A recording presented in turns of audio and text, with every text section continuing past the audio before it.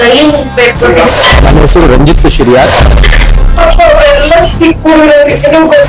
ಏನಾದ್ರೂ ತಪ್ಪುಗಳಾದಾಗ ಅದಕ್ಕೆ ಉತ್ತರದಾಯಿತ್ವೂ ಕೂಡ ನಾನೇ ಆಗಿರೋದ್ರಿಂದ ತುಂಬಾ ಪ್ರಭಾವಿತವಾಗಿ ಹೇಳ್ಬೇಕು ಅನ್ನೋ ಧಾವಂತದಲ್ಲಿ ನಾವು ಎಷ್ಟು ಜನರ ಹರ್ಟ್ ಮಾಡ್ತೀವಿ ಅಂತ ನನಗೆ ಬಹಳ ನೋವಾಯ್ತು. ಸುದ್ದಿ ಓದಿ ಆದ ನಂತರ ನನಗೆ ಗೊತ್ತಾಯ್ತು ಈ ಸುದ್ದಿ ಫಾಲ್ಸ್ ಅನ್ನೋದು ಗೊತ್ತಾಯ್ತು.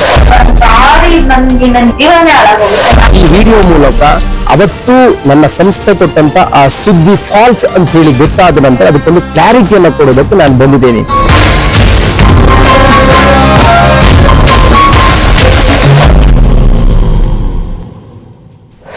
ಭಗತ್ ಸಿಂಗ್ ಅರೋ ಈ ಹೆಸರು ಕೇಳಿದ್ರೆ ಎಷ್ಟೋ ಜನ ನಿದ್ದೆಯಲ್ಲೂ ಬೆಚ್ಚಿ ಬೀಳ್ತಾರೆ. ಪತ್ರಿಕೋದ್ಯಮದಲ್ಲಿ ತನ್ನದೇ ಆದ ಶೈಲಿಯಲ್ಲೇ ತನಿಖಾ ಪತ್ರಿಕೋದ್ಯಮದಲ್ಲಿ ಅದೆಷ್ಟೋ ಜನರನ್ನ ನಿದ್ದೆಗಿಡಿಸಿದ್ದಾರೆ. ಈ ಹೆಸರೇ ನೋಡಿ ಅವರಿಗೆ ಕಂಟಕವಾಗಿತ್ತು. ಇವರ ಹೆಸರಿಗೆ ಮಸಿ ಬಳಿಬೇಕು ಅಂತ ಅರುಣ್ ಸ್ನೇಹಿತನನ್ನ ಬಳಸಿ ಓರ್ವ ಹನಿ ಟ್ರ್ಯಾಪ್ MLA ಸ್ಕೆಚ್ ಹಾಕ್ತಾನೆ. ಅದೇ ರೀತಿ ರಮೇಶ್ ಜಾರಕಿಹೊಳಿ ಸಿಡಿ ಪ್ರಕರಣದಲ್ಲಿ ಭಗತ್ ಸಿಂಗ್ ಅರುಣ್ ಹೆಸರನ್ನ ಉದ್ದೇಶ ಪೂರ್ವಕವಾಗಿ ತರ್ತಾನೆ ಹಾಗೂ ಖಾಸಗಿ ಚಾನೆಲ್ ಒಂದರಲ್ಲಿ ಹಣ ಕೊಟ್ಟು ಕೆಟ್ಟದಾಗಿ ಬಿಂಬಿಸ್ತಾನೆ.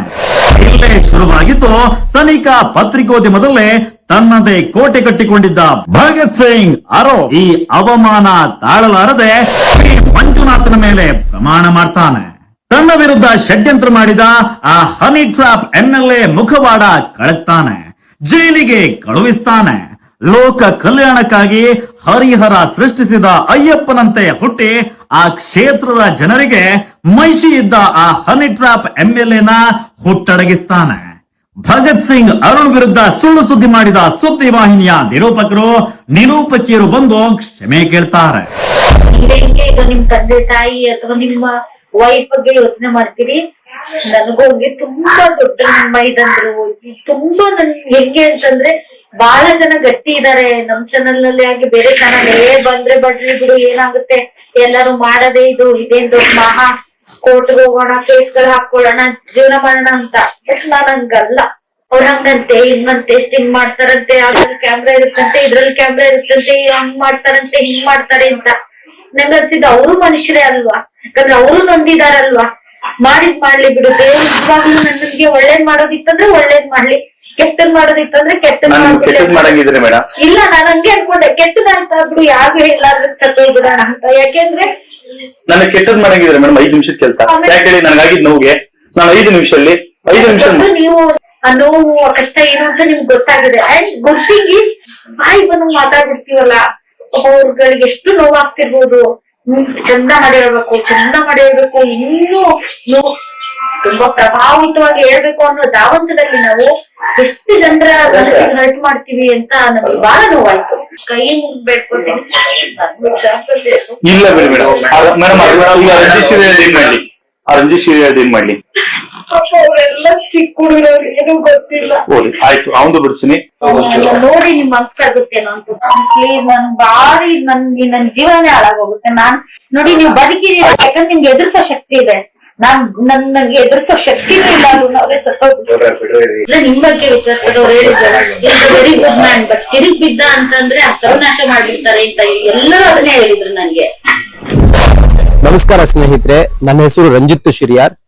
ನೋಡಿ, ನಾನು ಈ 8 ವರ್ಷಗಳ ಮಾಧ್ಯಮದ ಜರ್ನಿಯಲ್ಲಿ ನನ್ನದೇ ಆದಂತ ಒಂದು ಬದ್ಧತೆಯನ್ನ ನಾನು ಇಟ್ಕೊಂಡು ಬಂದಿದ್ದೀನಿ. ಏನಾದ್ರೂ ತಪ್ಪುಗಳಾದಾಗ ಅದಕ್ಕೆ ಉತ್ತರದಾಯಿತ್ವೂ ಕೂಡ ನಾನೇ ಆಗಿರೋದ್ರಿಂದ ಇವತ್ತು ಈ ವಿಡಿಯೋವನ್ನ ನಾನು ಮಾಡ್ತಾ ಇದ್ದೀನಿ. ಇದೇ ರಮೇಶ್ ಜಾರಕಿಹೊಳಿ ಪ್ರಕರಣದ ಬಗ್ಗೆ ನಿಮಗೆ ಗೊತ್ತಿದೆ. ಆ ಪ್ರಕರಣಕ್ಕೆ ಸಂಬಂಧಪಟ್ಟ ಹಾಗೆ 2021 ಮಾರ್ಚ್ 17ನೇ ತಾರೀಕು ನಾನು ಹಿಂದೆ ಇದ್ದಂತ ಸಂಸ್ಥೆಯಲ್ಲಿ ಒಂದು ಸುದ್ದಿಯನ್ನ ಓದಿದ್ದೀನಿ. ಆ ಸುದ್ದಿ ಓದುವ ಬರದಲ್ಲಿ ಆ ಸುದ್ದಿಯ ಆಳ ಅಂತರಾಳವನ್ನ ನಾನು ಅವಲೋಕಿಸದೆ, ಸಾಮಾನ್ಯವಾಗಿ ನಿರೂಪಕರು ಅಂತ ಹೇಳಿದ್ರೆ ಹೆಂಗಾಗತ್ತೆ ಅಂತ ಹೇಳಿದ್ರೆ ಒಂದು ಸ್ಟೆಪ್ ಬೈ ಸ್ಟೆಪ್ ವರ್ಕ್ ಆಗತ್ತೆ. ನನ್ನ ಬಳಿಗೆ ಸುದ್ದಿ ಬರುತ್ತೆ, ನಾನು ಅದನ್ನ ಒಂದು ಸಂಸ್ಥೆಯ ಮುಖವಾಣಿಯಾಗಿ ಆ ಸುದ್ದಿ ಕೊಟ್ಟಂತ ವಿಚಾರವನ್ನು ನಾನು ಪ್ರೆಸೆಂಟ್ ಮಾಡ್ತೀನಿ. ಅದೇ ರೀತಿಯಾಗಿ ಅವತ್ತು ಕೂಡ ನಾನು ಒಂದು ಸುದ್ದಿಯನ್ನ ಓದಿದ್ದೆ.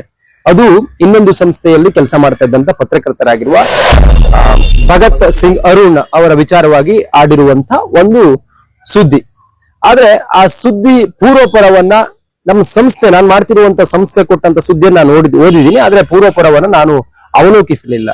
ಆದ್ರೆ ಸುದ್ದಿ ಓದಿ ಆದ ನಂತರ ನನಗೆ ಗೊತ್ತಾಯ್ತು ಈ ಸುದ್ದಿ ಫಾಲ್ಸ್ ಅನ್ನೋದು ಗೊತ್ತಾಯ್ತು.